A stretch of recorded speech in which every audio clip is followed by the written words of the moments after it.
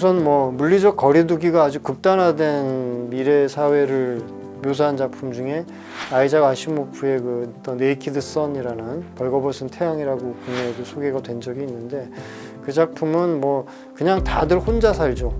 혼자 살고 이웃하고의 거리가 뭐 1km 이상? 그러니까 대면이라고 하는 것은 평생 생각조차 하지 않고 대면 자체를 굉장히 꺼려하는 걸 넘어서서 공포스러워하는 사람들이 사는 미래의 어떤 우주 식민지가 배경인데, 이것도 단순히 뭐 코비드 때문에 물리적 거리두기만 그렇게 설정상 극대화되어 있다 이런 걸 떠나서 그런 식의 솔로 라이프가 가능한 어떤 기술적 환경이 또 중요한데, 이 소설에서는 그 혼자 살면서 필요한 모든 그 도움이라든가 이런 것들을 인간형 휴머노이드 로봇이 뭐 한 사람당 거의 막 50대 정도씩 붙어 있어서 일상생활에 아무런 지장이 없게 서포트를 해준다라는 설정이고, 그리고 뭐 2세를 낳는 것도 남녀가 직접 만나는 게 아니라 그냥 뭐 유전자 은행이나 무슨 정자은행 이런 걸 통해서 그냥 그런 식으로 2세가 태어나는 걸로 설정이 돼 있어서, 물리적 거리두기가 극단화된 사회 뭐를 전망한 작품으로는 일단 그 작품이 떠오르고요. AI가 우리 현실에 정말 어떻게 들어올 거고 어떤 과정을 통해서 수용이 될 건지에 대해서 굉장히 좀 설득력 있게 묘사한 작품은 테드 창이라는 작가의 소프트웨어 객체의 생애 주기라는 소설이 있어요. 소설 제목인데 논문 같은 제목이긴 하지만, 소프트웨어 객체의 생애 주기라는 소설은 이제 중편 소설이에요. 단행본으로 출판은 됐지만 아주 얇습니다. 그 소설의 주인공은 원래 동물 조련사였거든요.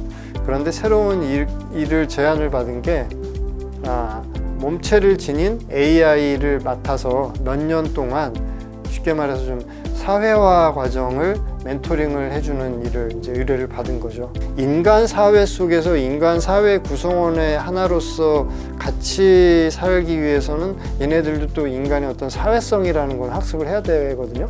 그거는 뭐 기존의 데이터를 단순히 입력만 한다고 해서 바로 구현이 되는 게 아니라, 이 소프트웨어 객체의 생애 주기에서 묘사된 것처럼 누구 한 사람이 데리고 계속 있으면서, 데리고 살면서 계속 이제 이럴 경우에는 이렇게 해야 되고 이럴 경우에 이렇게 해야 되는 식의 어떤 그 학습을 시켜줘야 되는 거죠. 그 기계학습 과정을 거치게 해야 될 텐데, 그런 과정을 상당히 현실적으로 잘 묘사한 작품이 소프트웨어 객체의 생애 주기예요. 흔히 이제 인간 중심주의에서 벗어나서 환경, 친환경, 생태 이런 것들을 생각하는 것이 우리가 이제 익숙한 말로는 이제 에코토피아 뭐 이런 표현을 많이 쓰잖아요. 근데 사실은 에코토피아라는 말이 70년대에 나온 SF 소설 제목이에요. 어니스트 칼렌바크라고 하는 사람이 70년대 초반에 캘리포니아 일부가 에코토피아라는 이름으로 이제 미국으로부터 독립을 해요. 그래서 그 에코토피아라는 나라가 어떤 나라인지를 주인공 기자가 방문을 해서 그 사회 모습들을 이렇게 이제 탐방하고 그 내용을 쓰는 형식으로 쓰여진 소설인데, 우리나라에도 번역이 됐다가 지금은 또 절판이 된 것 같더라고요.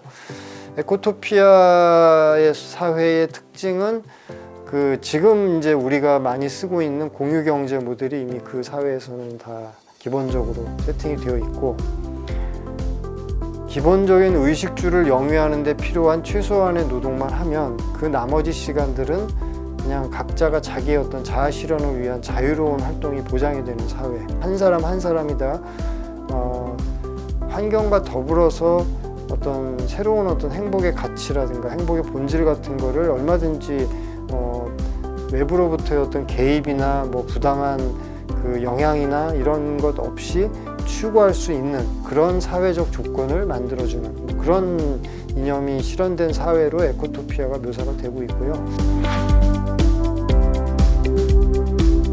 한국의 SF 작가들이 지금처럼 좀 많이 나오고 또 독자들로부터 환영을 받고 이렇게 된 거는 이제 21세기 들어서의 일이고요.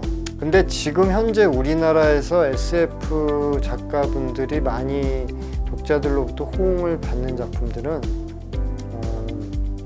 제가 알기로는 그 사회적으로 예전에는 미처 좀 깊이 있게 주목을 못 받거나 성찰의 계기로서 그렇게 크게 관심을 끌지 못했던 이슈들이 최근에 와서는 이제 많이 좀 좀 표면화가 된 것들이 예를 들어서 이제 그 페미니즘이라든가 소수자 또 여러 가지 사회의 이제 약자들, 마이너리티들에 대한 어떤 시선 이런 것들을 SF적으로 해석하거나 SF적으로 수용한 작품들이 상대적으로 좀 지금은 많이 관심을 받고 있는 걸로 이제 저는 알고 있거든요. 네, 그리고 이제 그쪽 분야의 독자층이 좀 층도 두꺼운 편이고, 그러니까 뭐 20, 30, 40대 여성분들이 제가 알기로는 제일 큰 독자층이거든요.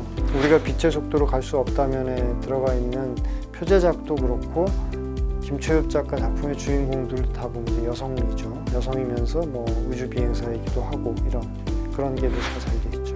김보영 작가 작품이 이제 영미권에서 상업출판사에서 메이저 출판사에서 영어로 번역이 돼서 출간이 될 예정인데, 영문으로 번역하는 과정에서 번역자가 김보영 작가한테 이제 어떤 질문을 했었대요. 이 캐릭터의 성별이 뭐냐. 김보영 작가가 처음부터 정해놓고 쓰지 않았다.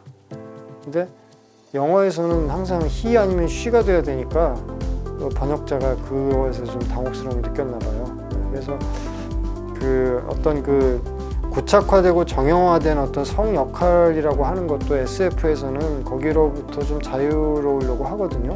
그래서 뭐 여성 독자나 남성 독자나 어떤 작품을 읽을 때 명확하게 작품 안에서 명시가 되어 있지 않으면 은연중에 주인공이 하고 있는 행동이라든가 생각을 보고서 미루어 짐작해서 남자일 거야 여자일 거야 라고 하기 십상인데, 김보영 작품 중에는 이를테면 이제 그런 고정관념을 좀 깨는 그런 작품이 좀 있거든요. 그래서 뭐 그런 예가 있어요.